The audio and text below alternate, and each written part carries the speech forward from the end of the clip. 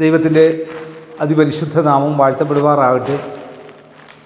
വിശുദ്ധ മർക്കോസിൻ്റെ സുവിശേഷം 15-ാം അധ്യായത്തിൻ്റെ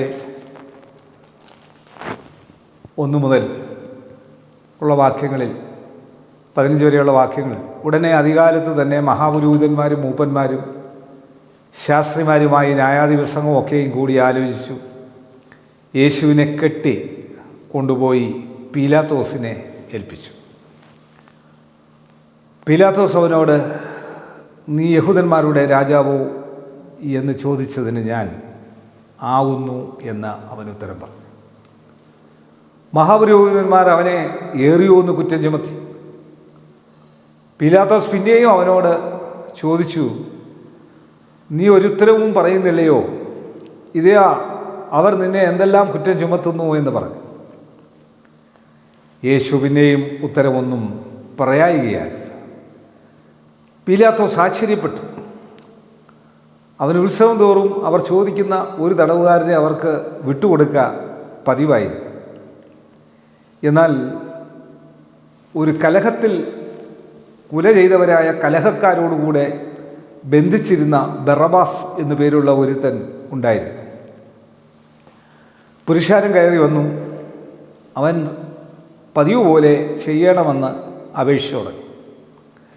മഹാപുരോഹിതന്മാർ അസൂയ കൊണ്ട് അവനെ ഏൽപ്പിച്ചു എന്ന് പീലാത്തോസ് അറിഞ്ഞതുകൊണ്ട് അവരോട്, യഹൂദന്മാരുടെ രാജാവിനെ നിങ്ങൾക്ക് വിട്ടുതരണമെന്ന് ഇച്ഛിക്കുന്നുവോ എന്ന് ചോദിച്ചു. എന്നാൽ അവൻ ബർബാസിനെ വിട്ടുകൊടുക്കേണ്ടതിന് ചോദിപ്പാൻ മഹാപുരോഹിതന്മാർ പുരുഷാരത്തെ ഉത്സാഹിപ്പിച്ചുകൊണ്ടിരുന്നു. പീലാത്തോസ് പിന്നെയും അവരോട്, എന്നാൽ യഹൂദന്മാരുടെ രാജാവ് എന്ന് നിങ്ങൾ പറയുന്നവനെ ഞാൻ എന്തു ചെയ്യണം എന്ന് ചോദിച്ചു. അവനെ ക്രൂശിക്കുക എന്ന് അവർ വീണ്ടും നിലവിളിച്ചു.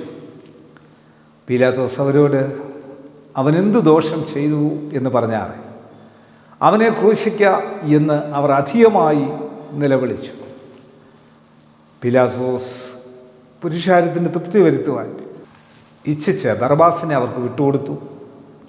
യേശുവിനെ ചമ്മട്ടി കൊണ്ട് അടുപ്പിച്ച് ക്രൂശിപ്പാൻ ഏൽപ്പിച്ചു. ഇത് വായിക്കുമ്പോൾ നമുക്ക് മനസ്സിലാക്കുന്നത്, യേശു യഹൂദന്മാരുടെ രാജാവെന്ന് ആദ്യം സമ്മതിക്കുന്നത് പീലാത്തോസാണ്.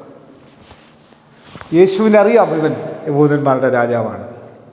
യേശുവിനെ എങ്ങനെ പീലാത്തോസിന് അറിയാം യേശു യഹൂദന്മാരുടെ രാജാവാണ്. അവനെ എങ്ങനെയെങ്കിലും രക്ഷിച്ചാൽ കൊള്ളാവുന്നുണ്ട്. പക്ഷേ സാഹചര്യങ്ങൾ കൊണ്ട് സാധിക്കാതെ പോകുന്നു.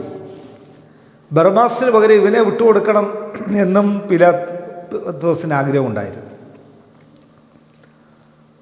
അതുകൊണ്ട് നമ്മൾക്ക് പലപ്പോഴും ഇതുപോലെ ആളുകളെ പേടിച്ച് പല സത്യങ്ങളും മറച്ചു വെക്കുന്നവരാണ് നമ്മൾ. ആളുകളെ ഭയപ്പെട്ട് സത്യം മറച്ചു വയ്ക്കുന്നവരാണ്. അതുകൊണ്ട് ആളുകളെ പേടിച്ച് സത്യം മറച്ചു വയ്ക്കരുത്. ദൈവസന്നിധിയിൽ യേശു കർത്താവിന് ആ ധൈര്യം കൊടുത്ത പരിശുദ്ധാത്മാവ്, ആ ധൈര്യം ഉയരത്തിൽ നിന്നുള്ള ധൈര്യമാണ്, ലോകത്തിലെ ധൈര്യമല്ല.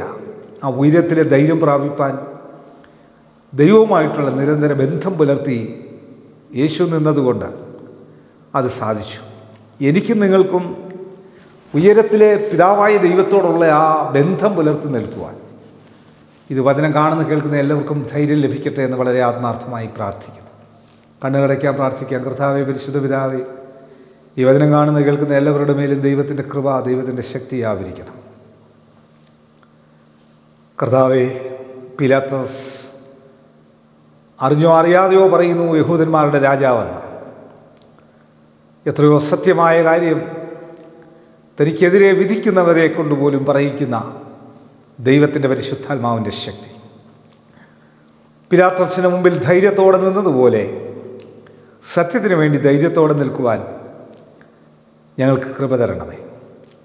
നിനക്ക് വേണ്ടി ധൈര്യത്തോടെ നിൽക്കുവാനുള്ള കൃപ ഈ വചനം കാണുന്ന കേൾക്കുന്ന എല്ലാവർക്കും നൽകണം. യേശുവെ നന്ദി, യേശുവെ സ്തോത്രം, യേശുവെ ആരാധന, യേശുവെ മഹത്വം. യേശു മൂലം പ്രാർത്ഥന കേൾക്കണം നല്ല പിതാവേ.